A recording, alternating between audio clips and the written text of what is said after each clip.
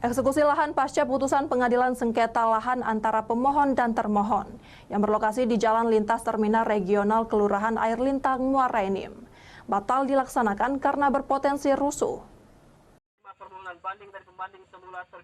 Setelah dilakukan proses persidangan dari tingkat pertama banding ke Mahkamah Agung hingga peninjauan kembali, akhirnya sengketa lahan antara pemohon Ciali dengan termohon Matsuari yang sudah bersengketa lama selama kurang lebih 7 tahun dimenangkan pemohon dengan keputusan eksekusi. Sebelum dilakukan eksekusi ini, pihak termohon dan keluarga sempat melakukan perlawanan dengan meneriakan keadilan akan hasil sidang yang dianggap tidak adil dan saat ini masih dalam proses lanjutan. Perlawanan dari pihak keluarga dan pengacara termohon ini sempat mengundang perhatian dan perlawanan hingga nyaris ricuh. Beruntung pada saat itu mendapat pengawalan dari pihak keamanan mulai dari kepolisian, TNI, dan Satpol PP.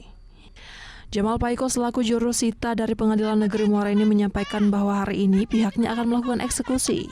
Namun mengingat kondisi di lapangan yang dianggap berpotensi terjadi kericuhan saat pelaksanaan, dan juga adanya persetujuan antara kedua belah pihak eksekusi bahwa pelaksanaan eksekusi diundur sebulan ke depan. Maka pelaksanaan eksekusi ditunda sampai dengan pihak termohon mengosongkan dan membongkar sendiri bangunan yang akan dieksekusi. Eksekusi ini kita tunda karena faktor keamanan dan juga karena ada itikat baik dari termohon eksekusi ahli warisnya untuk meminta waktu 1 bulan untuk mengosongkan sendiri, memindahkan sendiri, dan menghancurkan rumah sendiri. Itu alasan. Dari Muara Enim, Edwin Sasatria, iNews melaporkan.